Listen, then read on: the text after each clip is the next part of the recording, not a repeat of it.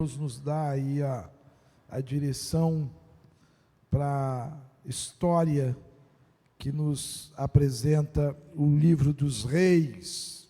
Tem uma história maravilhosa no livro dos Reis, que nos ensina, que nos mostra que coisas difíceis também acontecem com gente boa.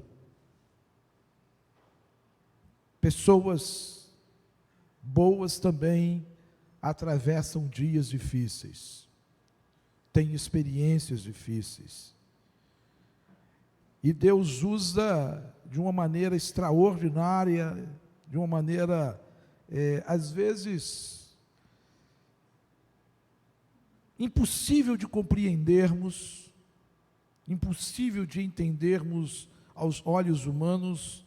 Deus usa as situações mais adversas para a glória do nome dEle, sustentando, orientando, conduzindo, instruindo, encorajando,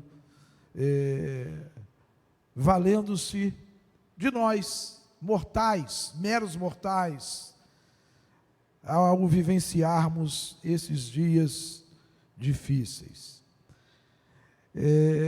Não tem como eu fazer aqui uma conexão com as nossas experiências. Por exemplo, a igreja deve estar orando pela irmã Fátima. Deus deu a Fátima, depois de quase 30 anos, acompanhando o Saulo tão de perto com os seus desafios como paciente renal crônico, Deus deu a Fátima a possibilidade de ontem viajar para passar mais ou menos 3 meses, essa é a expectativa dela, pelo menos 3 meses, com suas sobrinhas, ali em Fortaleza, para cuidar da sua saúde. A Fátima está bem debilitada na saúde, e Deus abriu essa porta lá, a partir da vida de suas sobrinhas, para que ela tenha a assistência que se faz necessária, depois de quase 30 anos, mais ou menos 30 anos, acompanhando, cuidando, zelando pela saúde, pela vida do esposo que ela deu e amou. Nós somos testemunhas disso. Vamos lembrar da Fátima em nossas orações. Também lembrar e continuarmos intercedendo pela Ana Luíse. Ontem nós postamos no grupo de discipulado que dias difíceis tem vivido a Carla, seu esposo, seu filho, seu genro. Que dias difíceis. Nós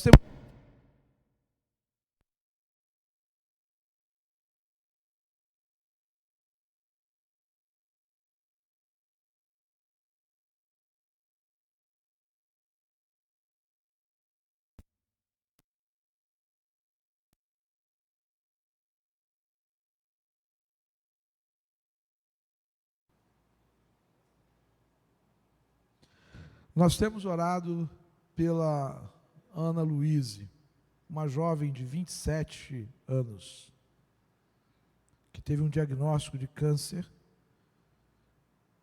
há mais ou menos 2, 3 anos atrás. Esse câncer atingiu a parte óssea, ela teve uma das suas pernas amputadas, colocou uma prótese. Depois de um período, essa prótese apresentou problemas, teve rejeição, e nós vínhamos orando porque o esposo e seus pais acionaram a justiça, porque o plano de saúde criou dificuldades para uma nova prótese. E ontem a Ana passou quase 5 horas na sala de cirurgia para a retirada da prótese, raspagem óssea e colocação e preparação para a colocação de uma nova prótese.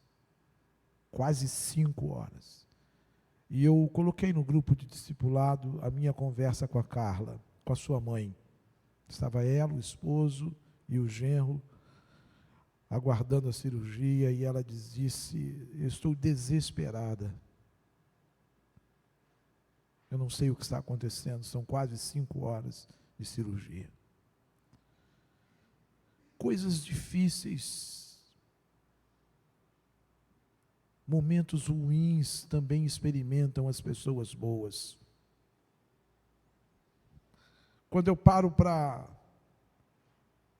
pensar nos desafios que muitos de nós aqui temos enfrentado, eu dei o exemplo da Fátima, dei o exemplo da Ana Luíse, temos falado do Paulo César e orado por ele, o irmão do Messias, também com um diagnóstico de câncer.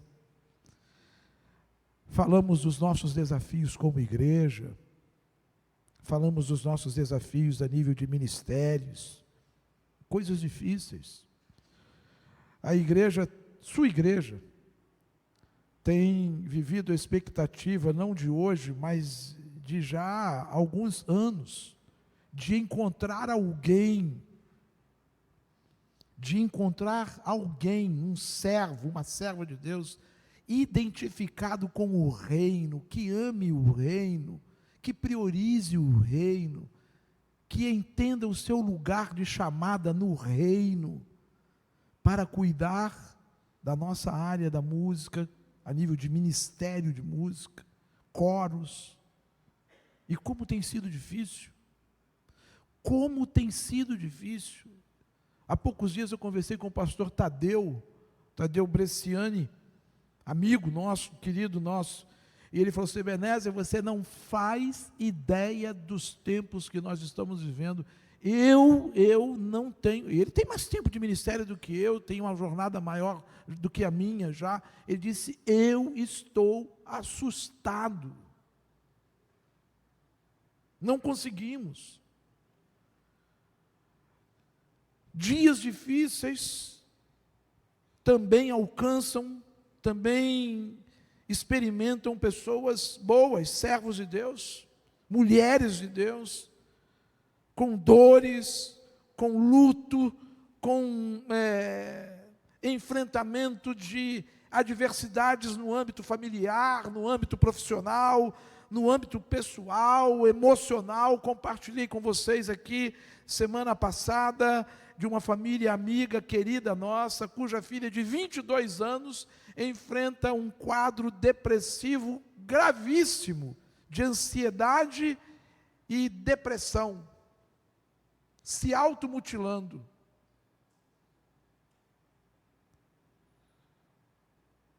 E aí, como que a gente vai lidar com isso? Como a gente vai enfrentar esses dias difíceis? Ou será que você nunca parou para perguntar: Deus, por que isso comigo? Como assim? Não vai passar esse deserto? Você nunca se fez essa pergunta? Você nunca teve um dia nebuloso, um dia em que o tempo fechou repentinamente para você? Essa semana, eu não me lembro qual foi o dia, o meu telefone disparou uma mensagem. O meu telefone geralmente fica no módulo de vibrar, e disparou uma mensagem, e ele vibrou. Eu estava perto, aí peguei, bem de manhã cedo, era uma de minhas irmãs dizendo: como estão as coisas por aí? Aqui, agora, o dia virou noite. Essa foi a expressão dela. O dia virou noite. Ore por nós. O texto que eu quero dividir com vocês e compartilhar com vocês traz para a gente algumas lições. Se a gente quiser tirar um bom proveito desse texto, a gente vai sair daqui hoje renovado e eu penso que fortalecido. Abra sua Bíblia comigo, por favor. Segundo livro dos Reis, capítulo 5. Segundo livro dos Reis, capítulo 5.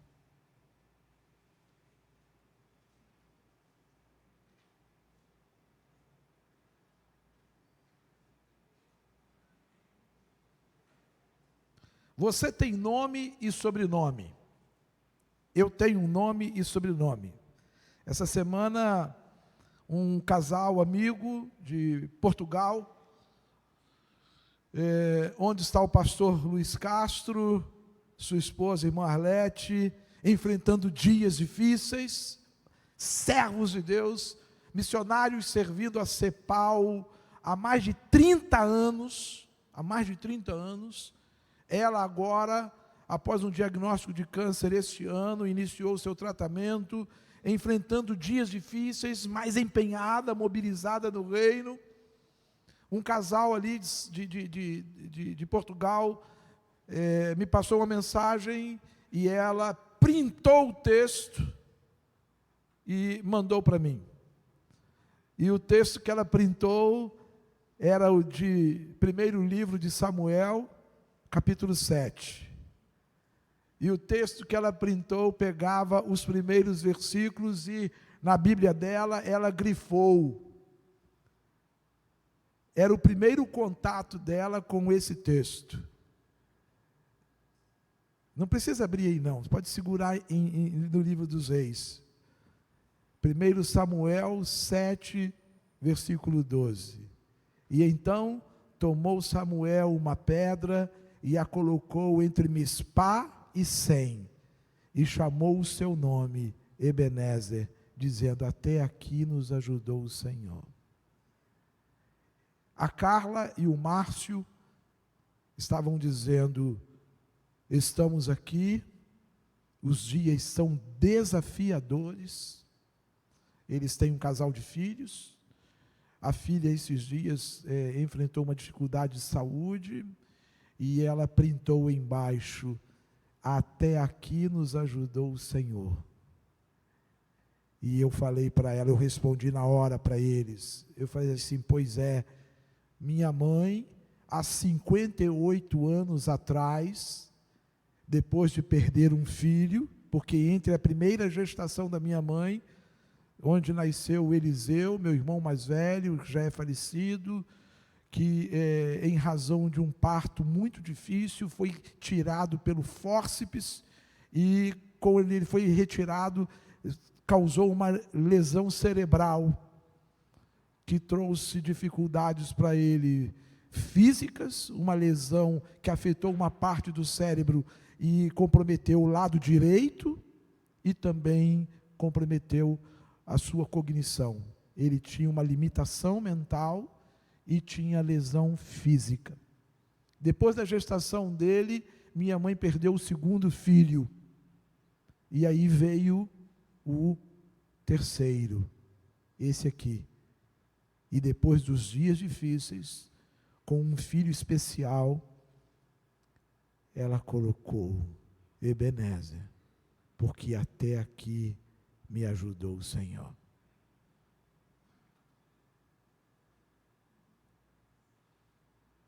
Dias difíceis também alcançam pessoas boas. Minha mãe não me viu na minha chamada para o ministério. Minha mãe me viu no meu batismo, e eu me lembro como se fosse hoje, ela dizendo para mim: você não vai entrar no batistério por causa do Renan, não é? Renan era filho do pastor Ivo, o meu pastor na época, que era um colega. Você não vai entrar no batistério por causa do Levi, não é? Levi era o filho mais velho do pastor Ivo, que também se batizaria. Eu tinha só 9, 10 anos. Batismo não é banho, batismo é compromisso com Deus. Ela viu isso, ela me orientou, ela não viu o desencadear da chamada, ela não viu nada.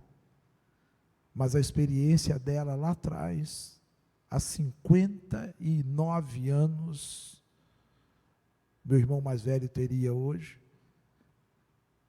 não deixou que a sua visão, o seu entendimento, comprometessem o seu relacionamento com Deus. Ela viveu dias difíceis, ela atravessou tempos difíceis, ela passou por dias delicadíssimos, mas ela entendia: até aqui me ajudou o Senhor. Mesmo nos dias difíceis, Ele tem estado comigo, Ele tem caminhado comigo, Ele está ao meu lado, Ele não me abandonou em nenhum instante.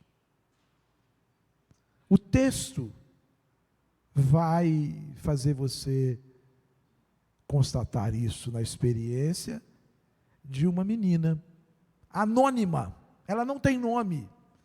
Por que eu falei de nome e sobrenome? Porque eu tenho um nome e tenho um sobrenome. Você tem nome e sobrenome. Você carrega um nome que tem um significado, que tem um sentido, que tem uma razão de ser, e um sobrenome, por parte do pai, por parte da mãe. Você tem uma história. Você tem uma história. Por trás do seu nome tem uma história, tem uma experiência vivida, muito provavelmente por seus pais, muito forte, autêntica, que remonta à história de alguém ou à vivência com outro alguém. Essa menina aqui não tem nome, é uma anônima. É anônima. Mas que história, que experiência, que testemunho, que legado ela deixa para você que tem 8, 9, 10, 11, 15, 20, 30, 50, 80, 90 anos. Que legado, que experiência, quantos ensinamentos preciosos. Segundo livro dos Reis, capítulo 5. Eu vou ler o texto na Nova Versão Transformadora, e diz assim: o rei da Síria tinha grande respeito por Naamã, comandante do seu exército, pois por meio dele, o Senhor, S maiúsculo, tinha dado grandes vitórias à Síria. Muito embora Naamã fosse um guerreiro valente, sofria de lepra. A Assíria era um império que crescia. A Assíria era um império em expansão. Estamos falando de história, de geografia. A Assíria era um império que intimidava o mundo naquele período. E, vez por outra, incursionava contra a Síria. A Assíria contra a Síria. Só que nessas incursões, o império da Assíria não levava êxito, não tinha êxito, porque, está o texto aqui, Naamã, comandante do exército da Síria, era grande homem diante de seu senhor. E aí, na versão transformadora, fala: tinha grande respeito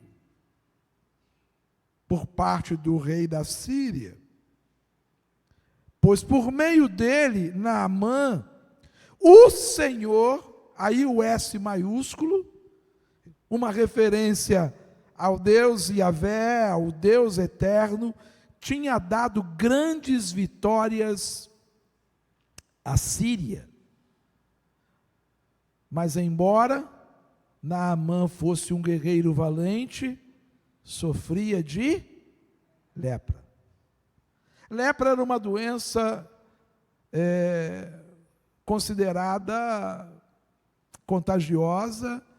Hoje a gente sabe que existe tratamento, naquela época não. Lepra era uma doença que causava afastamento social, distanciamento social. O indivíduo que tinha lepra vivia fora da cidade, vivia isolado. O indivíduo que tinha lepra era discriminado em todos os níveis. Porém, Naamã, general do exército da Síria, desenvolveu lepra, adquiriu lepra, foi contaminado pela lepra, alcançado pela lepra.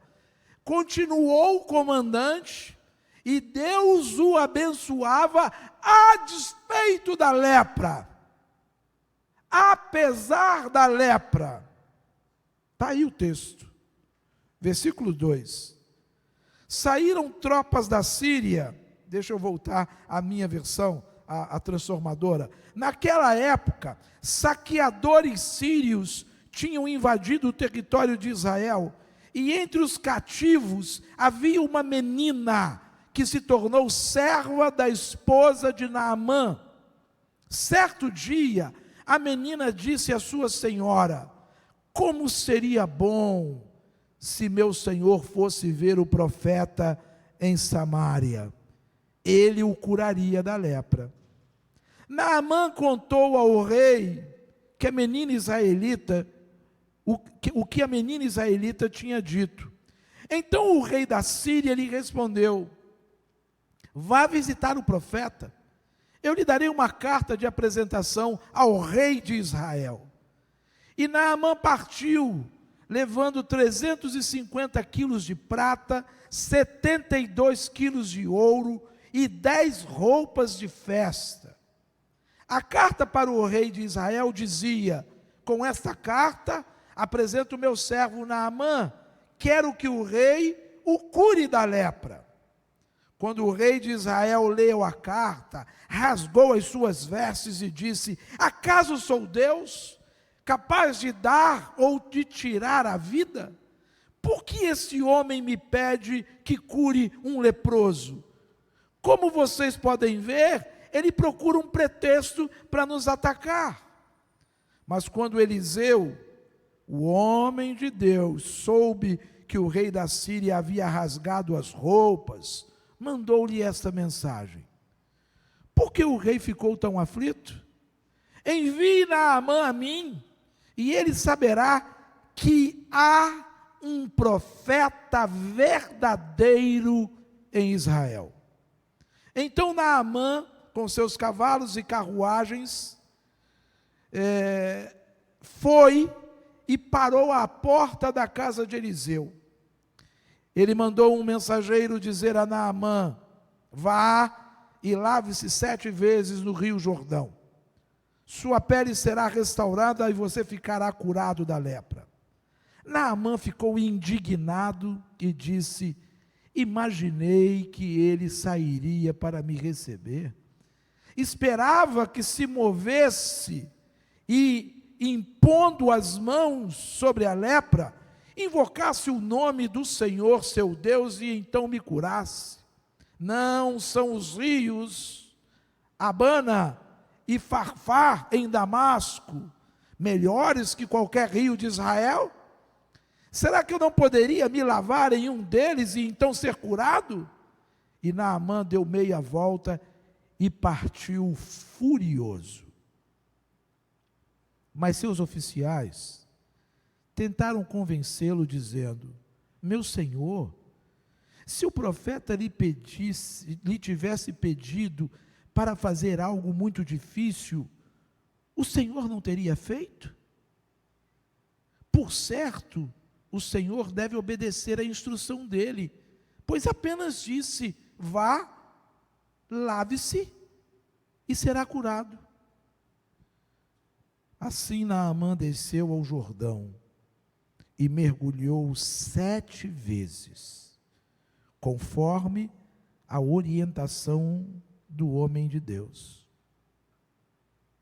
Sua pele ficou saudável como a de uma criança, e então ele foi curado.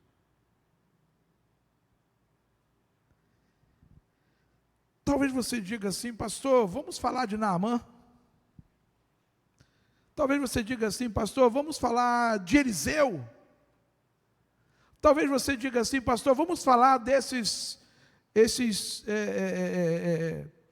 servos do general que caminharam com ele até lá, que fizeram essa viagem. Pastor, vamos falar das ofertas que Naamã levou: 72 quilos de ouro, 350 quilos de prata. Olha, pastor, vamos falar da disponibilidade do coração do rei da Síria Olha quantos personagens. Pastor, vamos falar dessa crise que havia entre Israel e Síria, a ponto de despertar no coração do rei de Israel uma suspeita. E ele diz, olha só, ele está querendo arrumar um jeito de puxar o meu tapete, ele está querendo arrumar um jeito de nos trazer problemas. Pastor, vamos falar desta menina. Vamos falar dela. Vamos falar desta anônima, desta menina que não tem nome. Segundo alguns estudiosos, segundo alguns teólogos, segundo alguns pesquisadores, essa menina era uma pré-adolescente. Se nós pensamos hoje, a gente trabalha com a idade do adolescente a partir de 12 anos, não é? A pré-adolescência gira em torno de 8, 9, 10 anos. Pré-adolescente, o que a gente chama de júnior ou juniores. Quem aqui tem entre 9 e 12 anos? Levanta o braço. 9 e 12. Não, baixa o seu, Cristiane. Você está com quase 60, para. 9 e 12 anos. Quem tem? Levanta aí. Deixa eu contar, peraí. 1, 2, tem mais alguém? 2, 9, 3, está com vergonha de levantar o braço? Pelo amor de Deus. 3, 4, 5, 6, 7 ali, e acabou. Agora você imagina uma menina que tem o seu país invadido. Imagina uma menina que depois de ter o seu país invadido, é arrancada da sua casa, é tirada do seio da sua família, é levada como escrava, afastada de tudo, de todos, das suas amigas, e colocada dentro da casa de um general, que ela ouve, ele tem lepra. O que essa menina fez para merecer isso? Alguém poderia me dizer? Pastor, era muito mal criada. A mãe falava para ela lavar a louça, ela não lavava. Não é o caso, né? Isso, Edna, né? Quando você fala, ela obedece. Não é o caso da Júlia, né? Quando a Aline fala, Júlia, hoje você vai varrer a casa, vai tirar o pó dos móveis, a Júlia já está com a vassoura na mão e com a flanela, tudo prontinho. Não é o caso aí de quem mais? Lá da Sossô, né? Quando a Viviane fala, Sossô, hoje você vai lavar a louça do almoço e da janta. Ela prontamente, com um sorriso nos lábios, pega a esponja, pega o bombril, pega o detergente. Mãe, não tem mais nada para eu lavar, não. Me animei. Põe as panelas que eu vou dar um brilho. Você lembra daquelas panelas de alumínio que você tinha que pegar o bombril, né? Aquela palha de aço. E quando o papai e a mamãe falavam, quero brilhando, hein?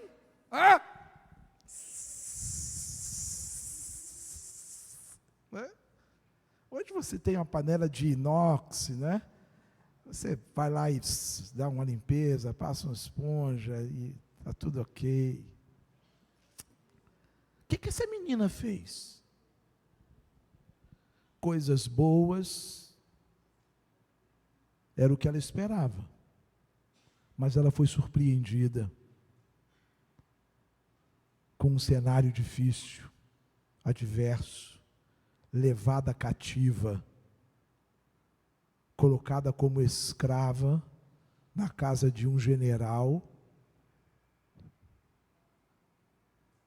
que tinha lepra, uma doença altamente infecciosa. Você se lembra da história daquele cego que Jesus encontrou? E de repente os seus apóstolos olharam para o cego e perguntaram: Senhor, quem pecou? O pai, a mãe, o avô? Isso é maldição hereditária? Já ouviu essa expressão? Em igrejas evangélicas você já ouviu? Em curral evangélico você já ouviu? Fulano tem uma maldição hereditária. Você tem que orar para que essa maldição hereditária seja quebrada. Isso não tem respaldo bíblico. Em lugar nenhum. Em lugar nenhum. E sabe o que joga por terra essa falácia de maldição hereditária, que tem levado muitos a ficarem escravos nos currais evangélicos da vida? A falta do conhecimento bíblico.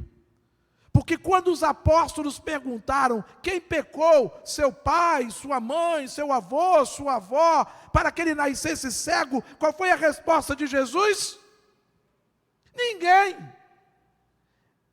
Nem ele, nem o pai, nem a mãe, nem o avô, nem o biso, nem o tataravô, não.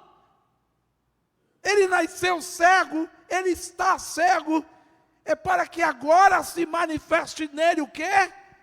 A glória de Deus. A glória de Deus se manifesta nas nossas dificuldades, irmão. A glória de Deus se torna visível, patente, nos dias das nossas adversidades. É quando se esgotam as nossas possibilidades que Deus começa a agir. Enquanto nós nos achamos senhores da nossa história, donos da nossa história, senhores da nossa vida, Deus não tem chance de tratar conosco. Aquela menina era uma anônima, era uma ninguém lá na Síria. Não tinha nome, não tinha sobrenome, não tinha família, não tinha história, não tinha nada, mas do nada dela, Deus deixou essa história para mim e para você.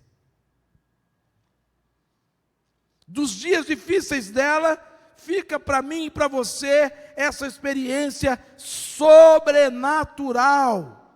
Sobrenatural. Era só uma menina, era só uma pré-adolescente.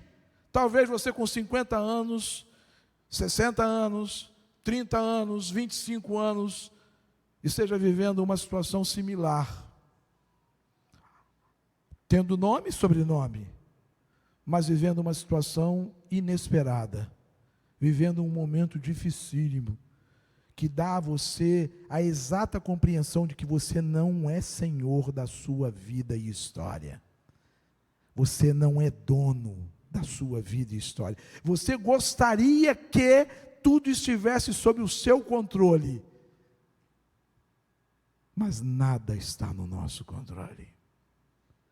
Ontem, quando eu ouvi a Carla respondendo ao meu WhatsApp, dizendo: eu estou desesperada, nada estava no controle dela.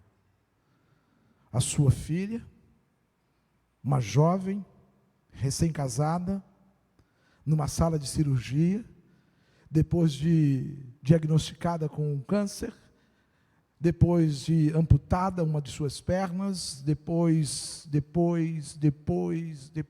ela ainda está numa sala com o marido, o genro, e percebe: nada está no meu controle.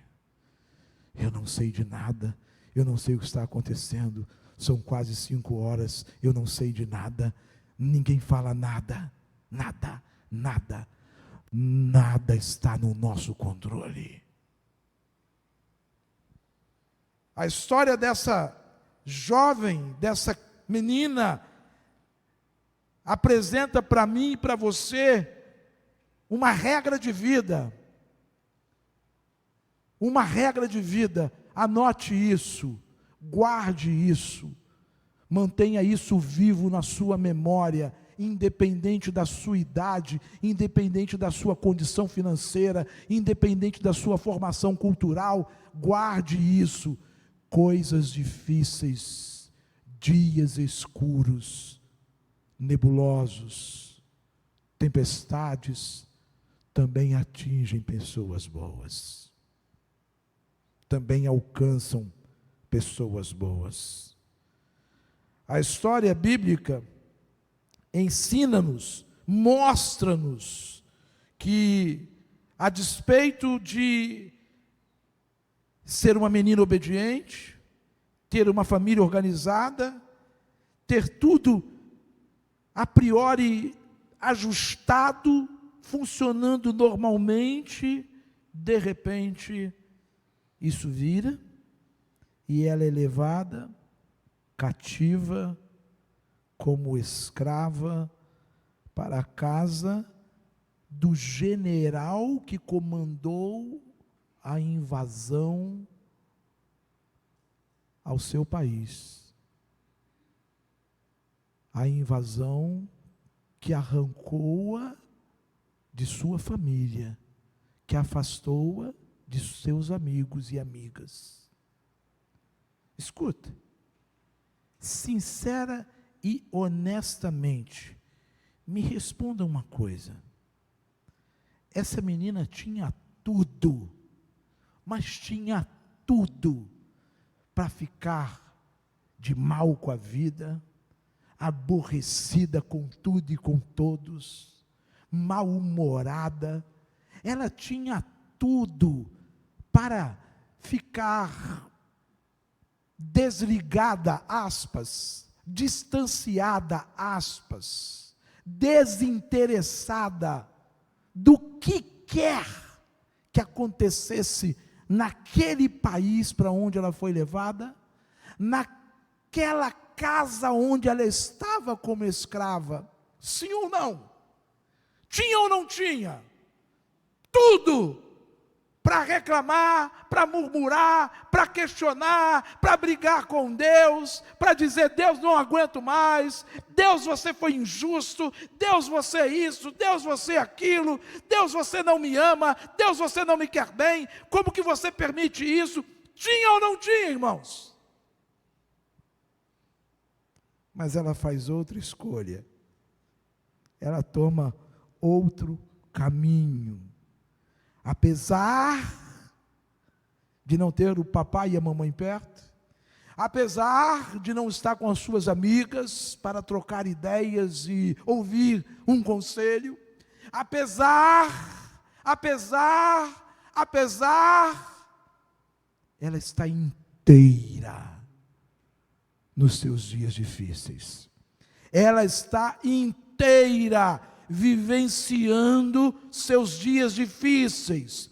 Ela não o ignora, ela não o despreza, ela não usa seus dias difíceis para censurar Deus, para tentar intimidar Deus, acuar Deus. Ela não usa seus dias difíceis para justificar um comportamento, uma atitude que entristeça o coração de Deus. Ela não faz isso. E aí, eu não posso de forma alguma, mas de forma alguma, desprezar o fato de que essa menina muito provavelmente influenciou o salmista quando escreveu o Salmo 139. Você se lembra? Abra sua Bíblia, por favor. Salmo 139. Poucos versos, mas o bastante para que eu e você entendamos esse cenário e, de alguma maneira, nos apercebamos da escolha que ela faz. Salmo 139, escute isso. 139, Senhor, Tu me sondas e me conheces. Senhor, versículo 3, Tu esquadrinhas o meu andar, o meu deitar, e conheces o quê? Todos os meus caminhos, inclusive esse difícil que eu estou atravessando, inclusive esse de luto que eu estou vivendo, inclusive esse de um médico que me diz: não tem mais jeito, não tem mais saída, não tem mais volta, inclusive esse, eu sei que Tu conheces, Eu sei que tu me sondas.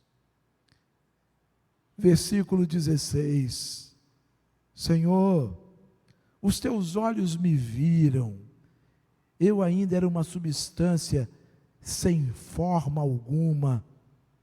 Vírgula. Completem, por favor. E no teu livro, todos os meus dias, vírgula, cada um deles escrito e o quê? Determinados pelo Senhor. E o que mais? Quando nenhum havia ainda. Senhor, eu estou nas tuas mãos. Senhor, todos os meus dias estão contados por ti, todos. Senhor, eu não conheço o que vai acontecer amanhã. Eu estou aqui porque o Senhor está me sustentando. Eu estou aqui porque o Senhor está me dando mais esse dia de vida. Senhor, a oração do salmista revela a pureza, a sinceridade e o nível de compromisso dessa anônima criança diante de Deus. Dessa anônima menina diante de Deus. Certamente, vou repetir, ela tinha seus motivos para olhar Naamã de canto de olho. Tinha ou não tinha? Homem mau, homem perverso, me tirou da minha casa, me afastou dos meus pais. Ela tinha, humanamente falando, todos os motivos para servir, aspas, mal a Naamã, para ignorar as demandas, as necessidades de Naamã. Mas, repito, ela faz uma outra escolha. Ela toma um outro caminho. Ela toma o caminho do se colocar dizendo: Senhor, o que tu queres? O que tu tens? O que tu tens separado? O que tu tens reservado? Eu sei, para uma menina de 9, 10, 11 anos, eu sei que há algum propósito nisto tudo. Eu não estou aqui por acaso, eu não estou aqui por acidente. Eu sei, eu não sou um aborto nessa natureza. Eu sei o que tu queres, o que tu tens. De que maneira esses dias adversos poderão ser transformados em dias de glória, em tempos de glória, de que maneira? E aí eu me lembro, e eu não posso deixar de citar, uma referência de Blaise Pascal. Blaise Pascal fez uma oração dizendo assim: Pai do céu, não peço saúde, nem doença, nem vida, nem morte, mas que disponhas da minha saúde, da minha vida, da minha doença ou da minha morte para a tua glória, para a minha salvação. Só tu sabes o que me é útil e necessário. Só tu sabes. Eu penso que essa menina orou assim. Eu penso que esta menina se colocou desta forma diante de Deus.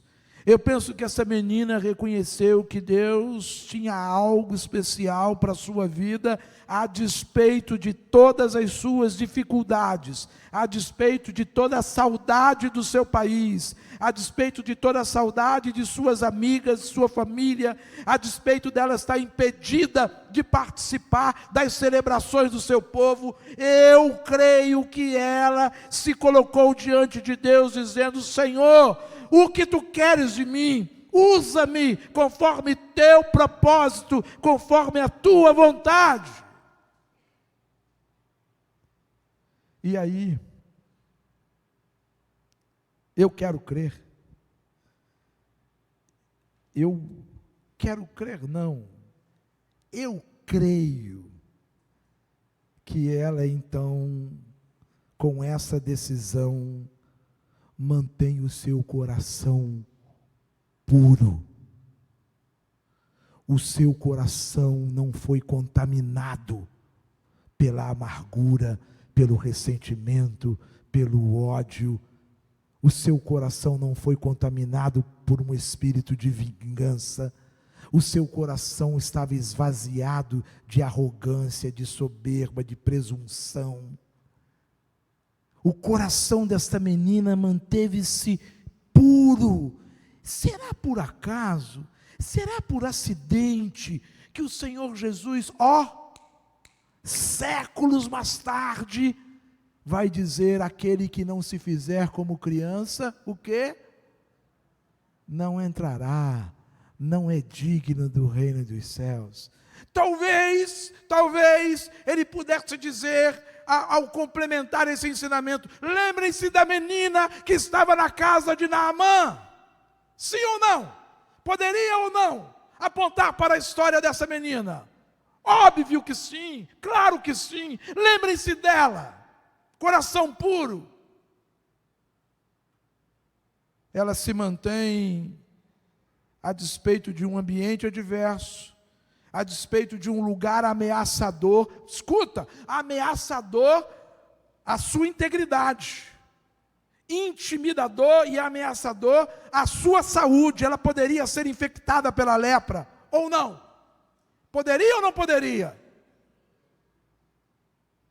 A despeito disso tudo, ela se mantém dizendo: o que tu queres de mim, Senhor? Com lágrimas nos olhos, eu penso que muitas vezes ela disse: o que tu queres de mim, Senhor? O que tu tens para mim, Senhor? Com saudades de casa, eu penso que muitas vezes ela se apresentou diante de Deus: o que o Senhor quer que eu faça? Por que o Senhor permitiu isso? E esse coração puro, esse coração sincero, remete ao rei Davi, quando diz, lá no Salmo 51, a um coração contrito, sincero e quebrantado, o quê? Tu não desprezarás. Há um adjetivo aí. Tu não desprezarás. Completem. Jamais. Jamais.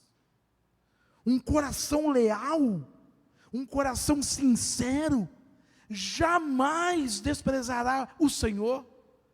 E essa menina apresenta-se desta forma, com esse coração contrito, quebrantado, sincero, chegando como escrava na casa de Naamã, chegando oprimida, chegando angustiada, chegando com um coração pesado, sim, chegando receosa, sim, mas chegando sensível ao que está acontecendo à sua volta.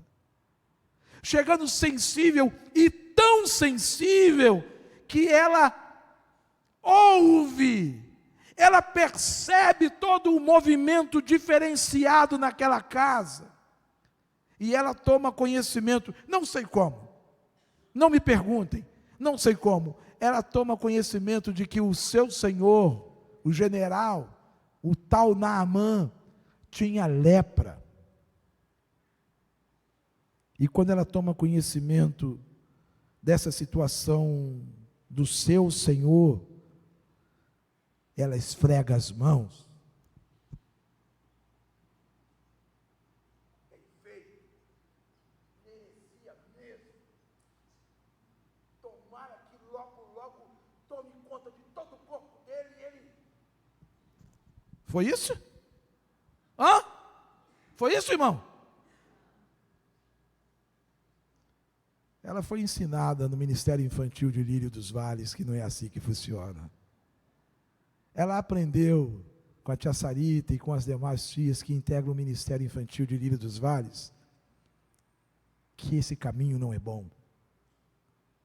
Ela aprendeu que a melhor resposta para tempos difíceis, para dias difíceis, é se aproximar de Deus. Ela chama a sua senhora, ela chama a sua, aspas, dona. Ela é escrava. Ela é escrava. E ela diz: se meu senhor for até o profeta que tem na minha cidade, o que ela fala? O que ela fala, irmãos? Vamos, me ajudem. Ela diz: talvez ele consiga melhorar. É isso? Ela diz o que? Olha, se o meu senhor for lá encontrar um profeta que tem na minha cidade, pode ser que essa coceira diminua, pode ser que essas feridas não sejam assim tão agressivas, pode ser que o cheiro melhore, porque a lepra fazia a carne apodrecer, pode ser que o cheiro de podre diminua. Ela fala assim, irmãos, o que ela diz? Se o meu Senhor for lá na minha terra e conhecer o profeta de Deus, um homem de Deus que tem na minha terra, ele o quê? A vida dele vai mudar.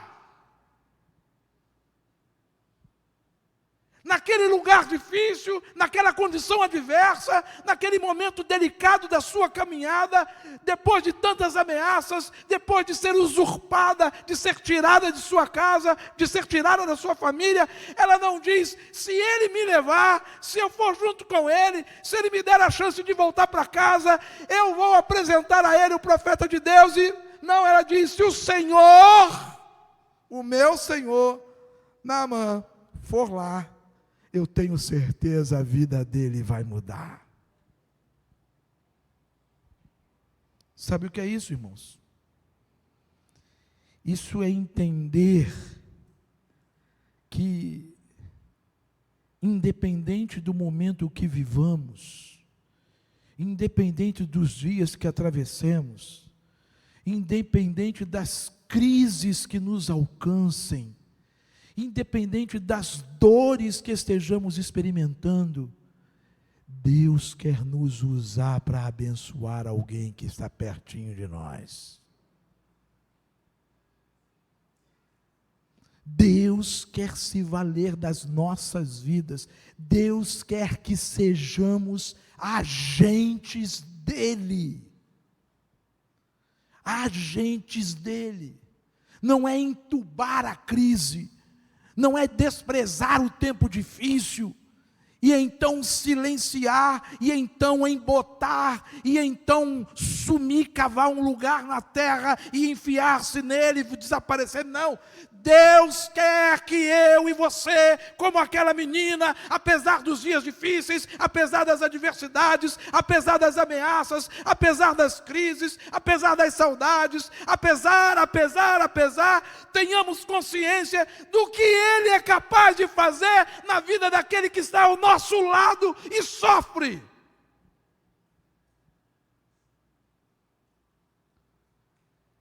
Ela se levanta, chama a sua senhora e, sem precisar fazer qualquer acusação, sem precisar ser malcriada, ser respondona, ser resmungona, sem precisar se vitimizar de nada, ela se levanta, apresenta-se a sua senhora, a sua dona, e diz para ela, olhando nos olhos dela: escuta, se o meu Senhor conhecer o profeta que está em Samaria, ele será curado. Mas ela não fala isso como desencargo de consciência. Ela não fala isso como, deixa eu resolver aqui, cumprir meu papel, se for, foi, se não foi, o problema é dele. Ela fala isso com convicção, ela fala isso com segurança. Ela vira para sua senhora e diz: escuta, está na sua Bíblia, como seria bom, como seria extraordinário, como seria algo de impacto na vida do meu Senhor, se ele fosse ver, se ele fosse ao encontro do profeta de Deus que está em Samaria. Como seria bom, por quê? Porque ele o curaria. Por quê? Porque a vida dele mudaria. Por quê? Porque tudo mudaria para nós, para a senhora, para ele, para mim, para todos nós. Tudo mudaria. Essa menina se coloca nas mãos de Deus, e eu, como bom batista, que aprendi a amar missões, eu diria aos irmãos sem medo de errar, ela foi a primeira missionária mirim da Junta de Missões Mundiais da Convenção Batista, lá na Síria. Lá na Síria. Ela foi a primeira agente missionária nas mãos de Deus naquele lugar, apesar das suas adversidades, apesar dos seus momentos difíceis. Ela foi a ferramenta que Deus precisava para mostrar a Naamã que ele era Deus. Naamã era um homem respeitadíssimo, está no texto bíblico. Naamã era um homem de alto conceito, altamente respeitado pelo seu rei, pelo seu exército, temido pela sua inteligência, pela sua estratégia de guerra. Naamã era um homem assim. Mas Naamã tinha um outro problema, além da lepra. Você se lembra qual? Naamã era o quê? Fala alto, irmão. Quem falou outra palavra aqui? Soberbo. Naamã era soberbo, Naamã era vaidoso, Naamã era arrogante. O texto começa mostrando a Naamã que ele só era quem era porque Deus fazia o que fazia. Está aí no versículo 1. Nunca perca isso de vista. Você só chegou onde chegou, você só é quem é, porque Deus tem sustentado você. Porque Deus tem abençoado seus dias, abençoado sua vida. Deus tem sido Deus de misericórdia comigo e com você. O texto diz: Naamã, comandante do exército do rei da Síria, era grande homem diante de seu senhor e de muito conceito, porque por ele, o Senhor, e aí o S é maiúsculo, por ele, valendo-se de Naamã, utilizando-se de Naamã, o Senhor dera vitória à Síria. E sabe, vaidade. Você já pensou em definir o que é alguém vaidoso? Como Naamã era? Você já se perguntou se tem sido alguém vaidoso, vaidosa, junto aos seus, dentro de casa? Tem gente assim. Tem gente que se sente tão, tão, que anda assim. Você já encontrou alguém por aí assim? Hã? Pastor, é o meu chefe. Pastor, é meu vizinho. O cara se sente. Pastor, na igreja não tem. Não tem. Se tem um lugar que não tem gente soberba e vaidosa, é na igreja. É tudo humilde. Humilde. Lá uma vez ou outra aparece alguém, pastor, eu me orgulho da minha humildade. Se tem algo do que eu me orgulho, é do quanto eu tenho sido humilde, Senhor. Não tem, não. Não tem? Tem, não? Naamã era vaidoso. E deixa eu traduzir para você. Vaidade é um substantivo feminino.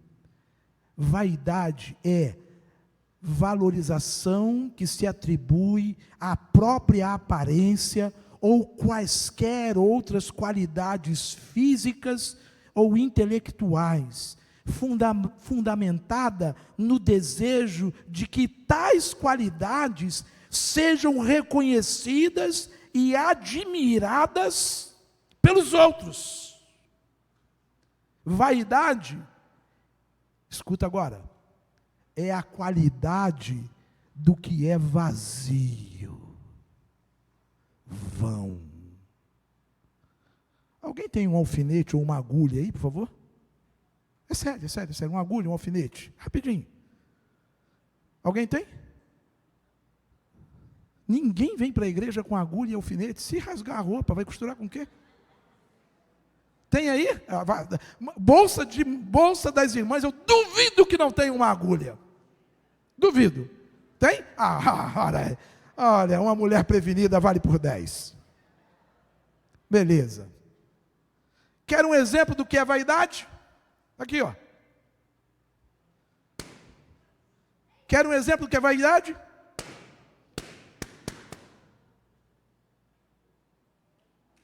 Consegue entender o que é vaidade? Aqui, ó. Isso é vaidade. Cheio de ar. Cheio de ar. Não tem conteúdo.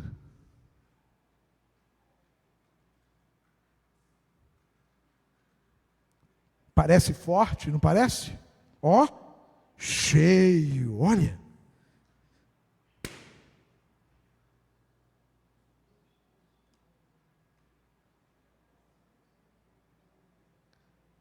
Quantas vezes nós não nos comportamos assim? Quantas vezes nós não nos comportamos desta forma? Queremos que os outros nos vejam e aí inchamos. Queremos que os outros deem uns tapinhas nas nossas costas e digam: você, ora, você é extraordinária, você é maravilhoso, você, olha, você, sabe, se não fosse você, isso é vaidade. Vaidade, vou repetir, é valorizar ou a valorização que se atribui à própria aparência ou quaisquer outras qualidades físicas ou intelectuais, mas fundamentada no desejo de que essas qualidades sejam reconhecidas, recebam aplausos, tenham a admiração dos outros.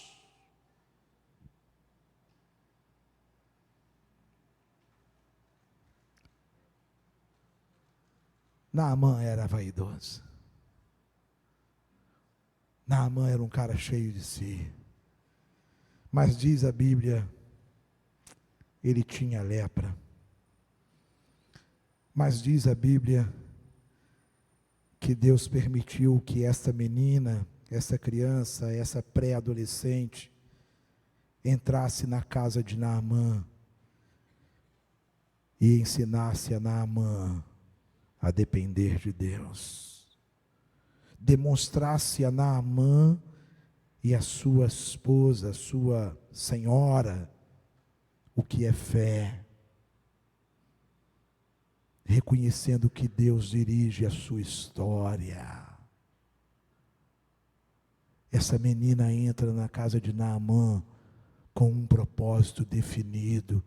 Era Deus dizendo: eu dei a Naamã as capacidades intelectuais, cognitivas, fiz dele um grande general, mas ele continua soberbo e vaidoso. Eu vou ensinar a Naamã quem sou eu. Que, na verdade, ele é o que é, porque eu sou o grande eu sou. E essa menina entra na casa de Naamã, e com coragem, com humildade, mas escuta, preste atenção, palavrinha mágica, com intencionalidade, com foco, com determinação, ela se torna uma agente poderosa nas mãos de Deus. Com foco, com determinação, dependendo de Deus, encorajada por Deus, sustentada por Deus, instruída por Deus, abençoada em suas decisões, em suas escolhas por Deus, ela se torna a agente que o Senhor precisava para alcançar Naamã, para mudar a vida de Naamã, para mudar a história de Naamã. A ponto, escute, a ponto de Naamã, depois que sai a 7ª vez,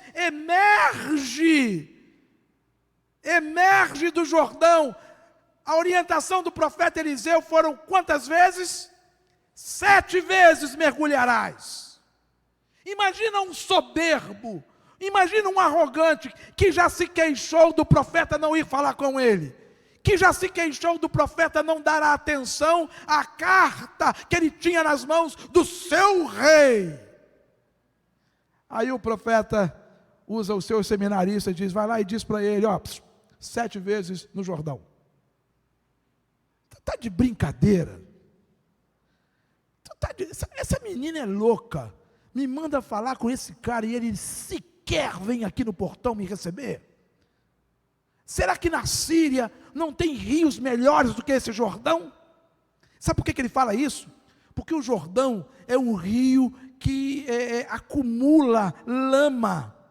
Não é um rio de água corrente, que limpa, que varre tudo à volta, de água que corre com força. Não, era um rio que tinha lama. Naamã tinha que botar o pé na lama, entrar no rio e 1 vez, 2 vezes, 1 vez, 2 vezes, 3 vezes, 4 vezes, 5. A numerologia bíblica aí você já sabe, o 7 na numerologia bíblica é o número da perfeição, é o número de Deus. O 7 simboliza o número de Deus. Isso não quer dizer que você tem que ter 7 filhos, 7 empregos, 7 carros, 7 casas. Você vai ter 7 sogras, 7 problemas. Não, por favor. 7 é o número de Deus e isso aplica-se a algumas circunstâncias. Por favor, pega leve. Vai lá 7 vezes no Jordão. Ele mergulhou a primeira, nada aconteceu. 2ª, 3ª, 4ª, 5ª, 6ª, nada aconteceu. Como é que Deus trabalha o soberbo e o vaidoso? Até o último instante, você vai entender que eu sou Deus. E ele mergulha a 7ª vez. E quando ele sai do Jordão, quando ele emerge, a Bíblia diz o quê? A sua pele estava... Não, negativo. A Bíblia fala mais do que isso. A Bíblia fala que Naamã, que provavelmente tinha seus 40 e tantos anos, 50 e tantos anos, sai a 7ª vez com a pele de bebê, de uma criança limpinha. é igual a minha e a sua não, cheio de poros, cravos e espinhas e acnes e etc, que você tem que passar isso aqui, passa aqui, tira o pé de galinha daqui, tira o negócio dali, e parará, né? Ontem eu fui resolver um negócio com a Ana Clara, aí ela passou uma mensagem para mim, falou assim: pai, não vem agora não, eu estou me maquiando. Eu falei: como é que é? E passa, e repassa, e reforma. E eu disse: meu Deus do céu, para que isso? Naamã 7 vezes mergulhou, e pronto, estava limpinho. Estava tudo no lugar. Entra 7 vezes debaixo do chuveiro. Eu acho que vai resolver. Não precisa de maquiagem mais. 7 vezes. E Naamã vem limpo. Mas sabe o que mais? Ele não vem limpo só na pele, não. Guarde isso. Ele vem limpo no seu coração e na sua mente. Você entendeu o que eu quis dizer? A maior limpeza não foi feita na pele de Naamã, com as feridas, com as chagas da lepra curadas, não. A maior cura que Naamã experimentou foi no seu coração, foi na sua mente. Sabe por que eu digo isso? Escute, por favor. Versículo 14. Então desceu e mergulhou no Jordão 7 vezes, conforme a palavra do homem de Deus, e a sua carne se tornou como a carne de uma criança, ficou limpo. Versículo 15. E voltou o homem de Deus, ele e toda a sua comitiva veio, pôs-se diante dele, voltou-se ao homem de Deus, pôs-se diante dele e disse: eis que agora reconheço que em toda a terra, o quê? O quê, irmãos? Não há Deus como o Deus de Israel. Naamã confessa com a sua boca: não há Deus como o Deus de Israel, como Iavé, o grande eu sou. E mais, escute isso, testemunho de Naamã, por favor. Eis que reconheço agora que em toda a terra não há Deus senão em Israel. Agora, pois, eu te peço, aceites um presente do teu servo. Porém, o homem de Deus disse: tão certo como vive o Senhor, em cuja presença estou, eu não o aceitarei. E instou com ele Naamã para que o aceitasse, mas o homem de Deus recusou. Sabe por quê? A bênção de Deus para mim e para você não tem preço. Isso que estão fazendo por aí não tem nada a ver com o que a palavra me ensina. A bênção de Deus para mim e para a sua vida não tem preço. Está aqui, Eliseu, tantos quilos de prata. Está aqui, Eliseu, tantos quilos de ouro. Está aqui, Eliseu, 10 vestes para a festa. E sabe o que era veste para a festa? Ela era feita em ouro, era tecido finíssimo, era ouro em toda a toga, em todas as vestes de festa. Não. O que Deus tinha para fazer na sua vida não tem preço, e Ele fez. Nesse instante, Naamã então faz que vai embora. Versículo 17, disse Naamã: se não queres, peço-te que ao teu servo seja dado levar uma carga de terra de 2 mulas, carregar 2 mulas com a terra de Israel, porque nunca mais oferecerá este teu servo. Naamã está falando dele, olha a mudança de vida, nunca mais oferecerá este teu servo sacrifício a outros deuses, senão somente ao Senhor. Nisto perdoe o Senhor, S maiúsculo, perdoe Deus a teu servo, quando o meu Senhor, referindo-se ao rei da Síria, o meu Senhor entra na casa de Rimom, um deus da Síria, para ali adorar. E agora, presta atenção, se ele se encostar na minha mão eu também me tenha de encurvar na casa de Rimom, quando assim me prostrar na casa de Rimom. Nisto me perdoe, nisto perdoe o Senhor, letra maiúscula, a teu servo. E aí Eliseu diz: vai em paz. Naamã sai dali dizendo: Eliseu, vai acontecer um dia, não sei quantas vezes no mês, o meu rei vai até o templo de Rimom para adorar, e quando ele vai adorar, ele se apoia em mim, e eu tenho que acompanhá-lo, eu tenho que estar do lado dele, que o meu, ele está falando agora do Deus de Israel como seu Deus, que o Senhor me perdoe desde já. Não estarei eu inclinando o meu coração é de Yahvé. Ele é o Senhor da minha vida a partir de agora. Ele é o dono da minha história. Que influência dessa menina. Que impacto ela promoveu na vida de Naamã. E eu penso que a partir de Naamã, o exército da Síria, homens e mulheres.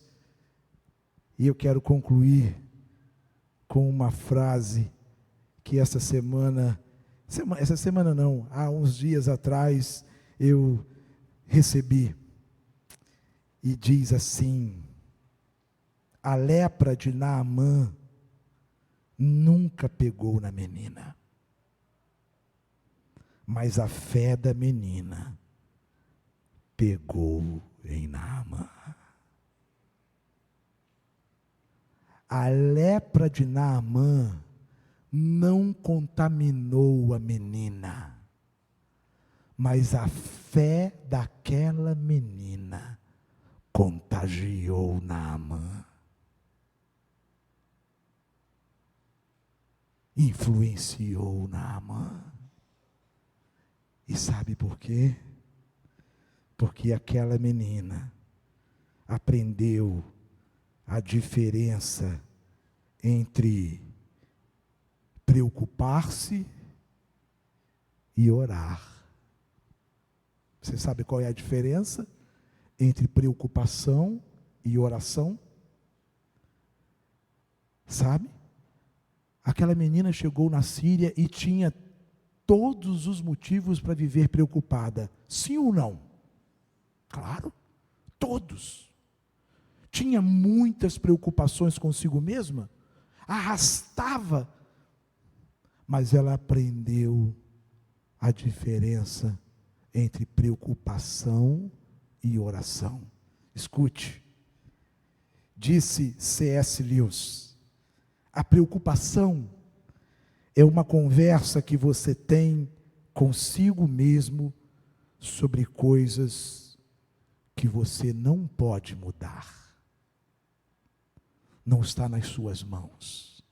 Você não tem poder, não é assinatura, não é uma canetada. A preocupação, vou repetir, é uma conversa que você tem consigo mesmo sobre coisas que não pode mudar. A oração é uma conversa que você tem com Deus sobre as coisas que você sabe que só Ele pode mudar. Está claro? Não andeis ansiosos por coisa alguma. Lancem sobre Ele toda a vossa ansiedade, porque Ele cuidará de vós. Do que vale? Essa sua preocupação vai te acrescentar mais um dia de vida? Mais um ano de vida? Essa sua preocupação vai te levar aonde? Ansiedade? Depressão? Angústia? Adoecimento físico e mental? Escuta, abra mão da preocupação, viva mais em oração. Abra mão de ficar resmungando, reclamando da igreja, reclamando do pastor, reclamando do líder, reclamando do pai, reclamando da mãe, reclamando do professor, reclamando do patrão, reclamando do funcionário, reclamando. Abra mão de viver reclamando, resmungando, com preocupações, conversando consigo mesmo sobre questões sobre as quais eu e você não temos domínio. Abra mão da preocupação, abra mão da angústia e invista em oração, dizendo para Deus: eu creio, Senhor, eu creio que Tu podes, eu creio, Senhor, eu creio no Teu poder, eu creio, Senhor, eu creio que Tu tens um propósito para tudo, e para tudo Tu tens um propósito. Vamos orar. Curva sua fronte. Feche seus olhos. Fale com Deus. Eu não tenho mais nada para te falar. Eu espero que você fale com Deus agora.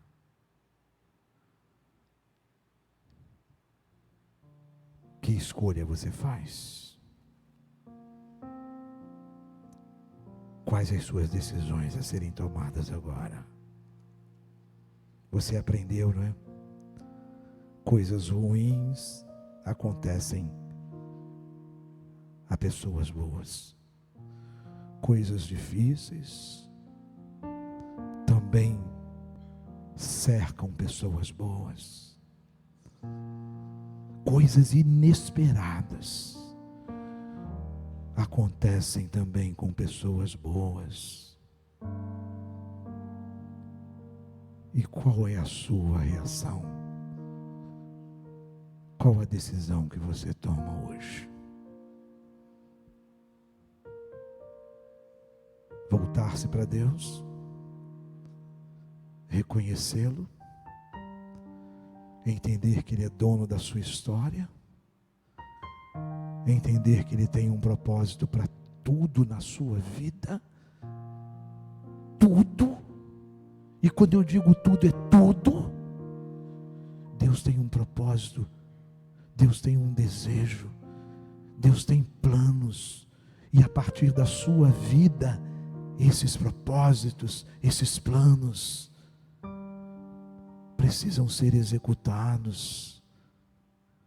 Como Ele usou aquela menina, sem nome, sem sobrenome, mas que mudou a vida de Naamã.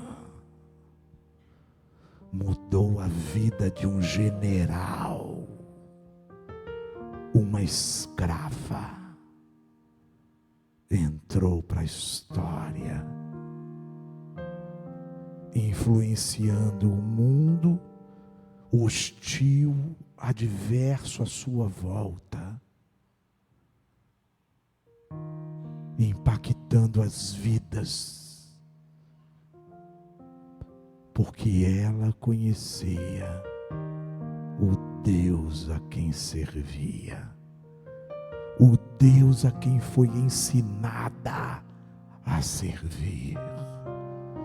Ah, minha Senhora, se tão somente o meu Senhor for ao encontro do homem de Deus que tem em Israel, sua vida será mudada para sempre.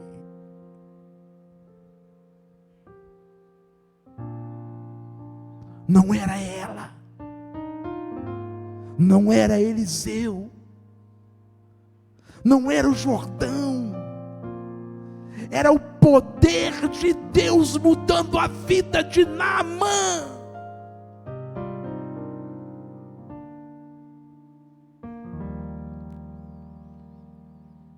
Obrigado, Senhor, por esta manhã, por essa lição preciosa, por essa influência poderosa, extraordinária dessa menina. Te louvamos pelas lições que ela nos deixa. engrandecemos o Teu nome pelos desafios que a experiência dela tão difícil nos traz. Nos inspira. Tem misericórdia de nós, Senhor. Esvazia-nos da nossa soberba, da nossa vaidade, do nosso orgulho, de toda a prepotência. Esvazia-nos, ó Deus. E que a fé, a bondade, a misericórdia, que a mansidão, o domínio próprio, o fruto do Espírito encha o nosso viver e influenciemos as vidas daqueles que estão à nossa volta, onde o Senhor nos levar. Em nome de Jesus. Em nome de Jesus nós oramos. Amém. Amém.